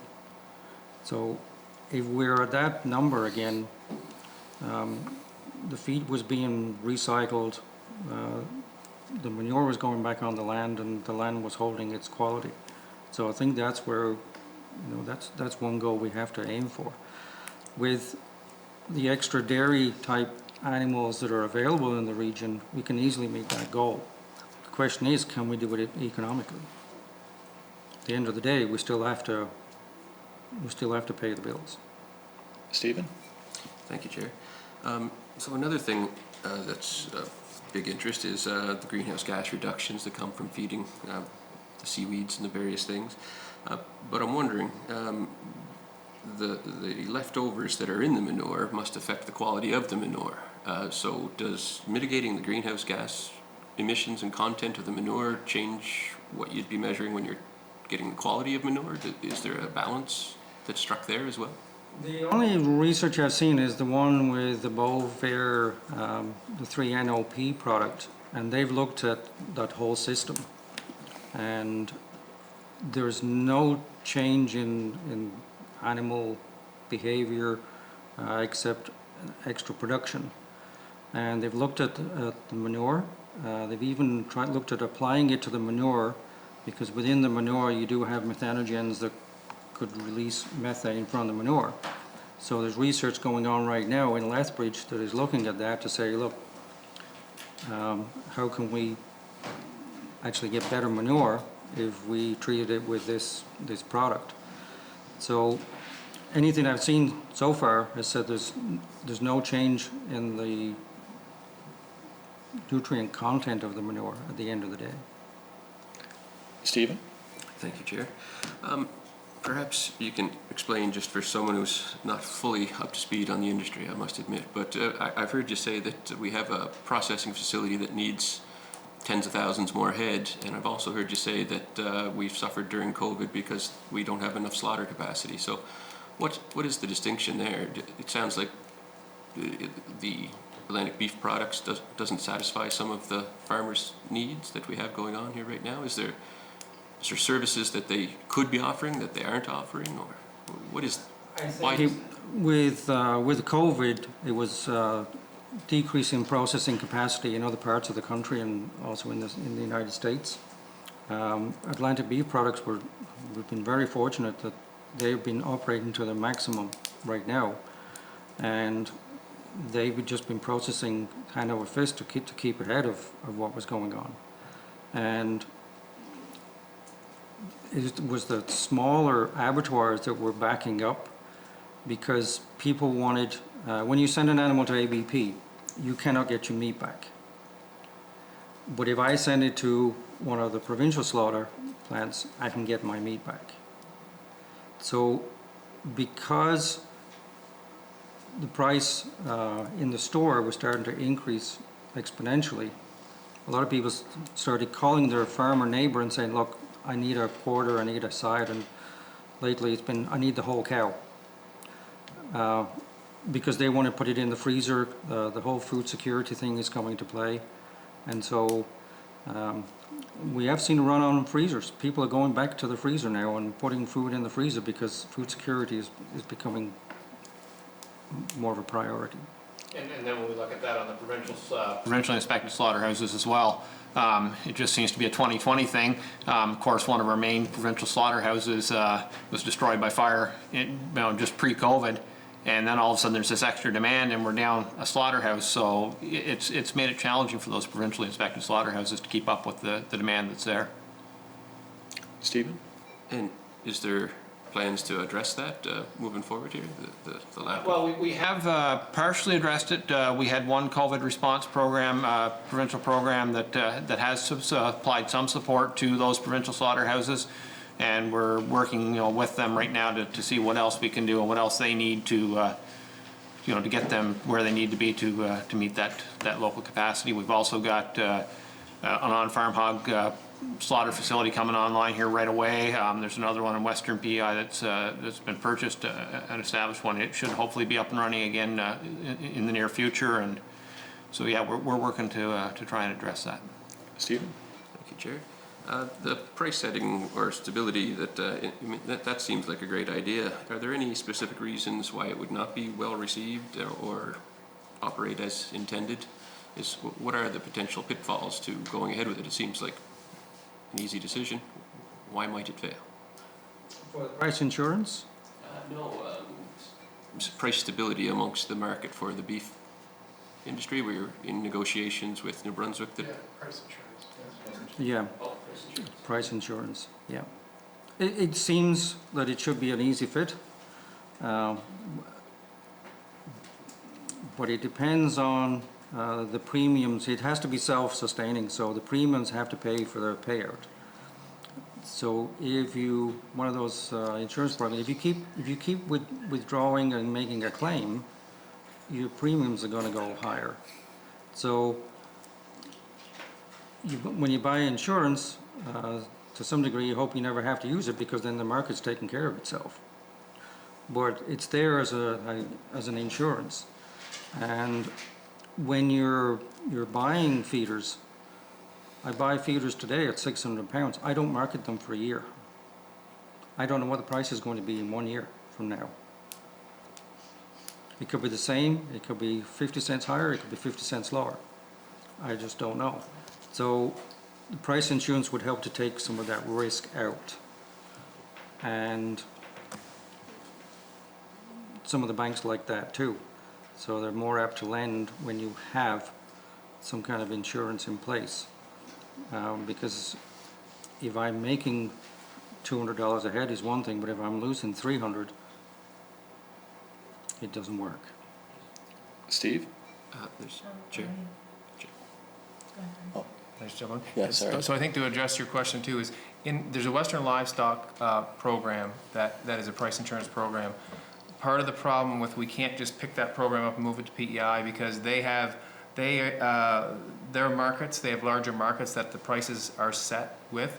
Those markets are so far away from the Atlantic provinces that they don't necessarily reflect the prices that we have here. So the one thing that they're working on now, the reason it hasn't been implemented yet, is New Brunswick is working on a mechanism to see how the larger markets, maybe in Ontario, Western PEI, can actually link to PEI or a maritime market so that our prices are reflective of what we actually get here. So right now they don't have the data or enough data to make a decision that they can make an actuarially sound program. So until they have that data, they can't really set it up. So I think that answers the question that you asked. Steve? That's fine, Chair. Thank Here you. you go. Len? Thank you, Chair. And thank you for coming in today. I certainly appreciate the time that you have put into preparing for today. You mentioned a couple of things that I would just love to flush out a little bit, if you don't mind. You had talked about an increased soil health testing that has happened on PEI, and I was wondering if you could talk to me a little bit about the outcomes of that. What have we learned? I'm not the nutrient management specialist. She's on maternity leave right now. But we have been promoting it, and it is free of charge right now. Our CAP funding has allowed that to happen. So as more and more of those tests are done, I think that's when, as a department, we can sit down and go, okay, from our nutrient management specialist, okay, what is happening here? I'm not a soil scientist. So, but I'm interested in the soil because I want to grow grass or forages that will do that. And so what is the best makeup of the soil profile that will give me the best bang for my buck when I'm growing forages? Yeah. I think basically we've only had 1 year of that testing, so I think what we've done is set the baseline. I think the idea is to use that baseline to see what practices are working to improve the soil health and what practices aren't. So right now I think we're working on setting the baseline. We're promoting it for year 2 of the study, and then we'll monitor it, work with the producers over time to see what practices they're doing on their farms, how we can improve that soil health. Lynn? Thank you, Chair.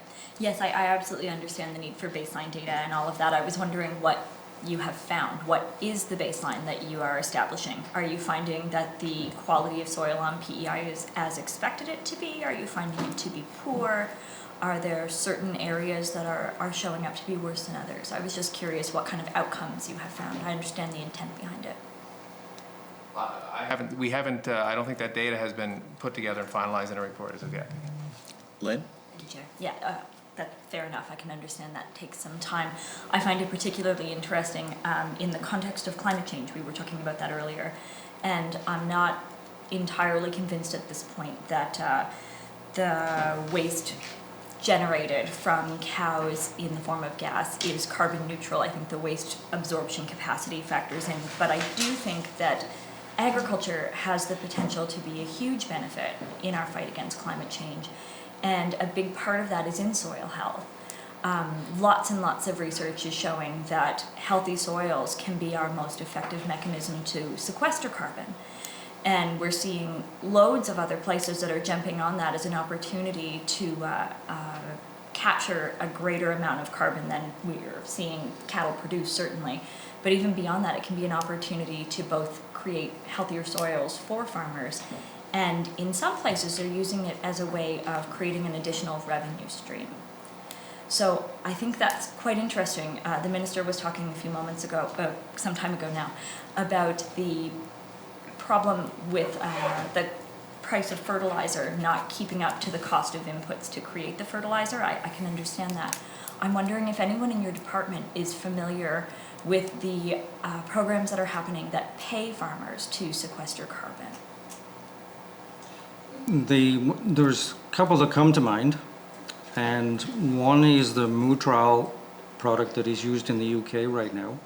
So that is being fed to dairy cattle, and dairy farms then can collect carbon credits that they get paid for. So it's just started. I have no data on how many, but we know it has started. In Alberta's had a carbon or ruminant feeding where we get carbon credits from feeding vegetable oils, and that's paid. And the only issue with that is because you have to do, again, baseline. You have to look at what happens before you start to feed it and then what happens afterwards. And that requires consultants to do that, which is fine if you're a 20,000 head feedlot. There's some significant payback, but if you're a 100 head feedlot, a consultant it wouldn't be worth doing it. So that does come to mind. But we had looked at this in years past as that we had something that we could use to generate a second revenue source. And I do agree, like pastures and soil health, and just lately, I don't know if there's money attached, but in the States there's 2 studies out lately where if you do management intensive grazing, those cow-calf operations are now actually a carbon sink rather than, and it's great.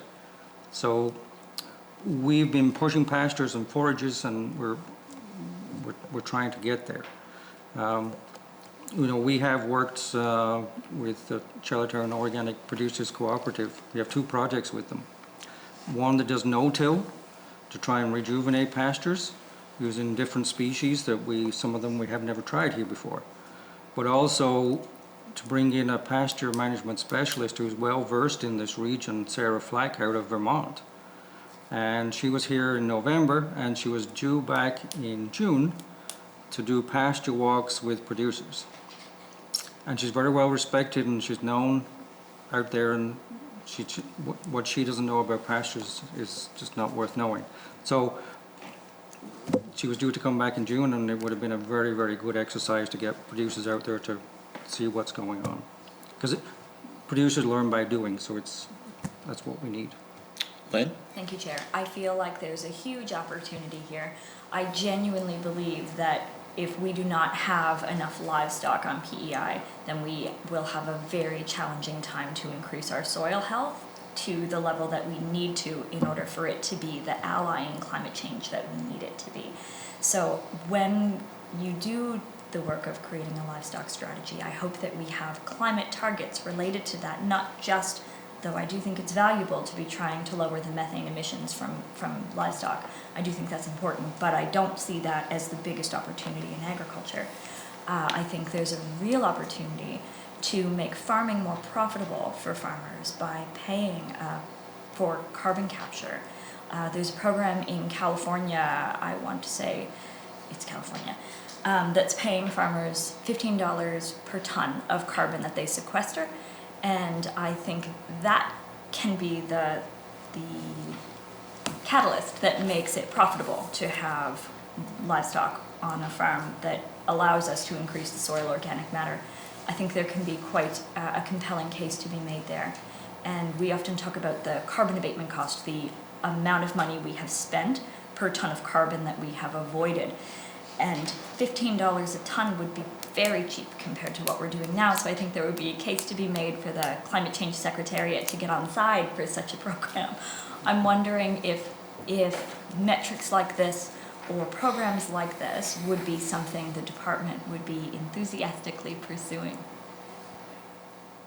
I would say. I know I would. I think anything to do with improving efficiency, improving profitability, improving climate change, I think we're always interested in looking at all those opportunities, and I think working with the Climate Change Secretariat would be, I think that'd be the way to go to look at that for sure. Yeah. About 5 years ago, we'd looked at that, a cap and trade that might happen in the States and how we were going to counteract that. At the time, it was $12 for carbon, so I like your 15 better. Lynn? Thank you, Chair. I would say arguably if we were paying $50 a ton, it would still be remarkably cheaper than the $500 a ton for efficiency programs we're spending now. So I think there's an opportunity to capture a lot more carbon and to put that money back in the hands of farmers who certainly need it. I think that the reality is climate change is going to make farming all the more complicated. Having opportunities to do things that will make farming more sustainable by increasing organic matter, additional revenue streams, and capturing carbon while we're at it is so important. And I hope to see that as a key part of the livestock strategy, as a rationale for why we need to do it, and also for how we can support farmers. No further questions. I couldn't agree more, and we are waiting for some data from the Japan experimental farm on that, because they do have that relatively short-term project, but they're looking at different management regimes for forages and how much carbon are we actually putting down there. So if we get that baseline, then we got something that we can work with. Yeah, sure, Lynn. Thank you, Chair. Apologies. That's very interesting. Is there anywhere that data would be available? I find that really interesting. No, I know they're working on it. We would normally be over there talking with them. Right now, yeah, we can't. But we have very good working relationships with those researchers at that experimental farm. So we're always in contact. Darlene? Thank you, Chair, and thanks for coming in. Great information, and I was taking notes, but it'd be great if we could gather, if you could email us the copy of your presentation if we haven't gotten already. I've got copies here with me. Oh, perfect. Just a couple of questions. A number of them are already answered, but how many cows makes you a cattle farmer or producer? That's a fairly, simple, maybe it's a simple question. If you've got 400, 450 producers, what would be, how few and how many cattle would make you a producer? Yeah, we used to say we're anywhere from 1 to 1,500, and we do just have people with one. Okay. But we have a lot of smaller producers, although we have, because we do run just over 10,000 cows on the beef side, and so if you look at the number of cow-calf producers that make that up, which is about 300, so we can do the math, and it's not very many on average, and it really is no different here than it is in the U.S. The average herd size in the U.S. is about 29. Darlene? Yeah, But there are some 5,000 cow herds. Yeah, and feedlots, there are 125,000 head feedlots. So, but on the cow-calf side, you have everywhere in between, and it just depends on some of your previous how much land you own, and whether you're still interested in the cows, but most of our small producers do have an off-farm job. Darlene?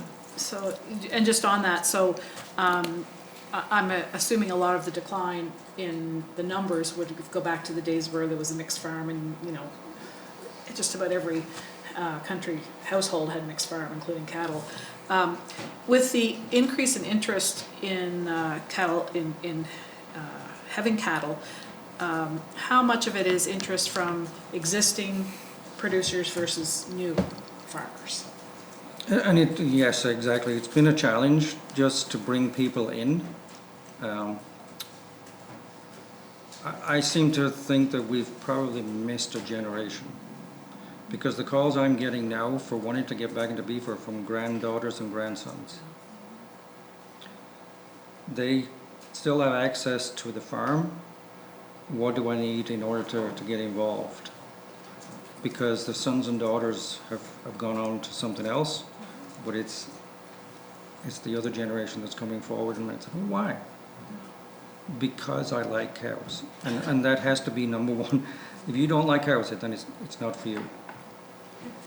That's basically it. Thank you very much. Michelle? Thank you. I'm going to jump off first, Lynn, and then I'll jump off what Darlene was saying. So about this time last year, I was down in Yale, and I attended Council State Government meeting, and the sole reason why I went down was because it was regenerative agriculture that we were discussing, and the deputy minister might recall that I came in and shared a lot of information that I had learned from down there, and one of them was the recapturing or paying farmers to capture carbon, and the presenter was from Vermont, and I know one of the big issues that they have down in Vermont is they have such a vast number of heads of cattle. Compaction is a major issue that they deal with down there, which impacts their the quality of their pastures and to improve their soil quality. One of the programs that they spoke to, and I shared this with you, Brian, is Nori, and I'm not sure what was possibly done with that information, but I do think that it is absolutely something that, even if it is a provincial initiative, because we are obviously paying for carbon sequestering in many ways, but even a provincial program putting forward, if it isn't a CAP program, there's lots of reasons to pilot things to increase a farmer's bottom line. I can't think of a better program than to assist them in increasing their soil health. So I would highly recommend that. I mean, it came out of regenerative agriculture, was the main topic of that conversation that we had attended, and it was attended from people straight across the eastern seaboard. So I would highly recommend more research done, and that being part of your strategy, because it has to be profitable for farmers, and any way that we can make it more profitable for farmers, we should be doing that, and we should be researching that. So, and just what, well, actually I'm going to go to abattoirs first. I'm going to go to our processors. So, oh, sorry. Regenerative agriculture. We do have our organic specialist who has a keen interest in that actual topic, and so I know he's been doing some research on it and actually participated in a virtual conference last week out of California on that topic. So yeah, we're working on gathering some information on that, or gathering more information there. Michelle? Yeah, we do have part of that regenerative work. There's a community pasture in Nova Scotia that's in Cape John, and they've been looking at basically what they call mob grazing. So you put a large number of animals on a small area for a short period of time and then move them. And then from that, they've been looking at what the impact is on soil quality. And so they've been putting up to, right now, it's about 500,000 pounds worth of weight of cattle on an acre. And then after 2 hours, you move them, and then looking at what the impact is. So their goal this year, but I don't think they could do it just because of COVID, was to go to 1 million pounds of animal on 1 acre, short period of time, and move it to see what you can stimulate on the ground. So that's kind of interesting work that's being done, locally. Michelle? Thank you for that. So I'm going to try to really narrow down my questions a little bit just because of time. So when it comes to our abattoirs, one of the conversations that I've had is the CFIA regulations for our abattoirs. Alberta and New Brunswick do not require abattoirs who are selling domestically to have to go through that process. What is your stance with that, and is it something that the department's looking at because part of the reason why they're stretched so thin is because of the added measures that they need to take in order to ship their beef or any type of meat across provincial borders, but our abattoirs aren't doing that. They're doing custom meat for local consumption. And I'm wondering if you've looked at Alberta and New Brunswick and what they're doing, and if there's any appetite to reduce that requirement. I don't think that they require CFIA approval to do meat where they process here and ship within the province. It's only meat that's shipped between provinces that needs to meet CFIA requirements. That's my understanding. Yeah, there is a little bit of CFIA oversight in those provincial plants, and it's just regarding the specified risk material, the mad cow, the prawns, and the separation of that, and that's done on a proper basis. Michelle? Okay, because I'll have to re-ask my questions around that to who I was talking to, but you just mentioned waste. And during COVID, I think one of our supply chain challenges or potential risks is how do we discard of waste if, for instance, the Confederation Bridge was ever shut down? Because my understanding is for incineration, we ship it all off island, and it's a significant amount that we ship off island, especially with that Atlantic beef products.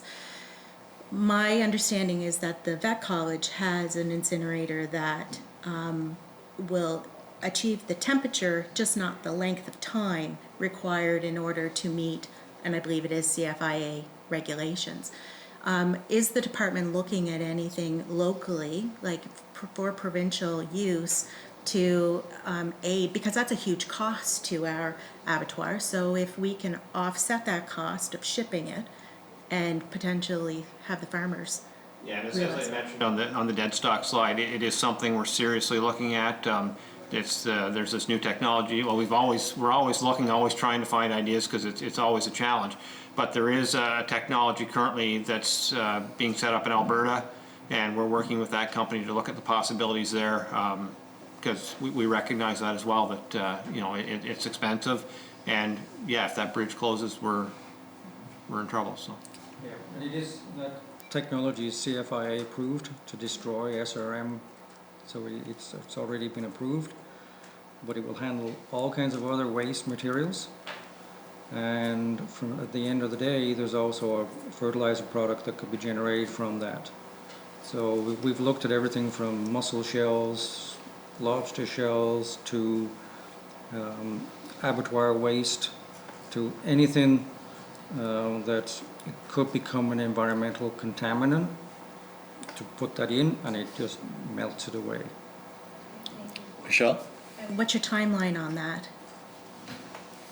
We were in negotiations a week ago, and they're going to look at the products that we have and the volumes, and then they were going to get back to us with a protocol that they recommend and a cost structure in that.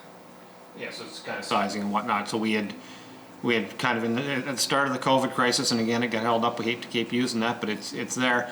We had gone to the various different suppliers and looked at our volumes that we would typically have in a year to feed into that, so that they can look at how to size it and whatnot. And of course, that'll affect the price and how it works and that. So, Michelle?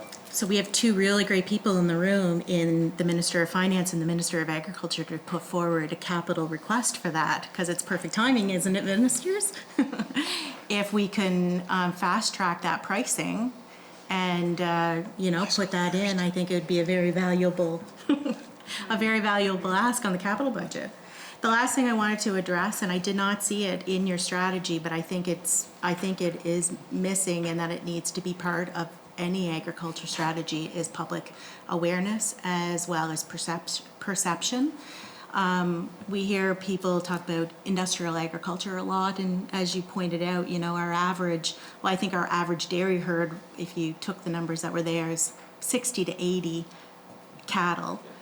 And beef, I don't know, it's different with the feedlots, but still it's nothing like the hundreds of thousands that you would see in industrial agriculture. And I do think there's a lot of work to do on the strategy for going forward and developing goals and objectives that you look to achieve, but we can't overlook the public and how we work with the public, especially around agriculture, because you mentioned we missed a generation, and we absolutely did miss a generation. And fortunately, because of work that's being done around ag awareness, we're pulling those grandkids back to the farm. And that has to continue, and that has to be part of any strategic vision of agriculture to ensure that we keep closing that gap. And it's huge, and I think it needs to come from the department, because coming from other organizations, there are challenges around that, around public perception. So being driven by the department, I think that has to be part of any livestock strategy. Definitely, and we do have, like through our buy local or through our local ag promotion programs, we do have a key ag awareness piece in there, and also under the cap there is a public trust piece as well, and yeah, totally recognize that that's very important. That's great. I'll leave it there. I could talk about this for one more question. Can I ask one more question? Yeah, Okay. Michelle? Have you done any studies? So, I mean, we're hearing lots about green manures. There's liquid manure. There's your regular manure that's mixed with straw. Have you done any studies, or is there any studies out there in what's the differences between them and the benefits to our soil health? And that goes back to the manure analysis project that we started with the department last year, to kind of, we've been working with guidelines from back in the 90s, so we're trying to update those, and we're looking at all the different manure systems and trying to get some values on, to give us some benchmarks. Yeah, I think there was, at the Agriculture Canada Research Centre, there was a researcher there who was looking at manure and different types and its effect on soil and soil health. So apparently he has just retired, so hopefully that will be ongoing research, because it's something that we do need. And just my last Michelle? statement. Okay.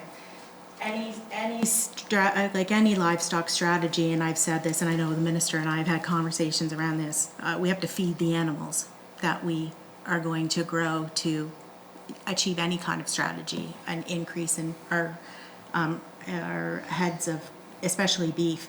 And that's been extremely challenging, especially this year, because I'm already hearing farmers prior to the rains were feeding hay. We didn't have a great hay crop.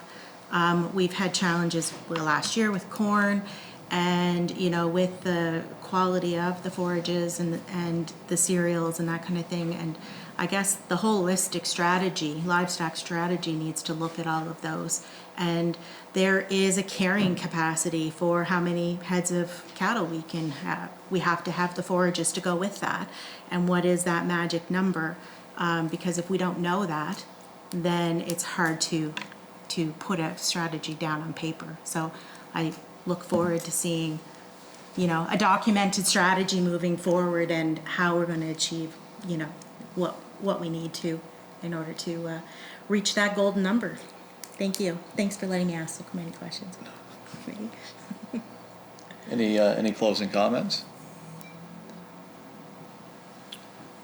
I just like working with farmers day in, day out, and when you do it on a daily basis, and then you hear the good, the bad, and the indifferent, you just you get a feel for the farm families that are out there that are struggling on a daily basis, and you do your best to try and okay, we'll try this, and if it works, that's great. When you get that feedback, oh, that did work, but I come back to, there's no magic silver bullet that's going to fix everything. But the ones that I see that do make small changes, but every year, are the ones that are profitable and sustainable. And they're always thinking, oh, okay, next year I'll just do things a little differently. And I'll try this year. What's that new alfalfa that's out there? So they're willing to try something, not bet the whole farm on it, but they'll try a little bit here. If it works, okay, well, next year we'll do more of it. So those are the people that, and that's where the beef school and the beef conferences come in, because that information gets out there and it says, okay, this is what works, but don't try this. Yeah, I'll just sum up, and I really want to thank Dr. Halliday and Fred for their knowledge. They bring a wealth of knowledge to the department, and we are blessed to have them. And as Les said, it is a struggle, and farming isn't easy, and we need to support every which way we can. And with that being 3:15, I encourage the chair should buy everyone Burger Love tonight and to support the industry. I'd say the ones who had the hour presentation. That's right. All right, well, thank you very much. We'll just recess for a moment while you pack up.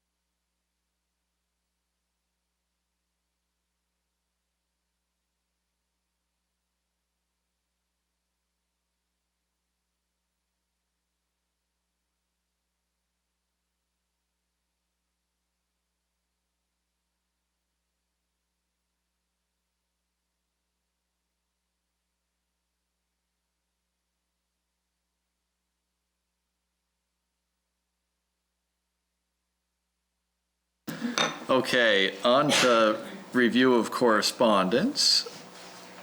We do have a letter from the National Farmers Union who would like to present on the Water Act. Is the committee all right with that? Is the committee in agreement with that? Yes? All right, so we'll have them in. And we also have two hydrogeologists. Did I say that correctly? I think so, yeah. I did? Okay, that's good. Who could speak on aquifers and recharge? I don't know, Clerk, if you want to perhaps provide some context to that. Actually, pardon me if I pronounce the name wrong, but Yifeng Jiang was part of the presentation. I saw his name through Dr. Venenheuvel. So through him, I got his contact information, and I attached the note that he sent in that correspondence. behind the agenda there, and he seemed eager to come in and talk on confined and unconfined aquifers, recharge, and also Dr. Vanden Heuvel was agreeable to send along any, like if anyone had questions on the aquifers, he also could speak to that as well. And then with the Department of Environment, Water and Climate Change, again, sorry if I say this wrong, King Lee, and then George Summers are willing to come in to speak on the same topic. So I don't know if the committee wants to have one or both. We can try to get them in on the same day if that's the case, but it's up to the committee. Discussion on that? Thoughts? Lynn? Thank you, Chair.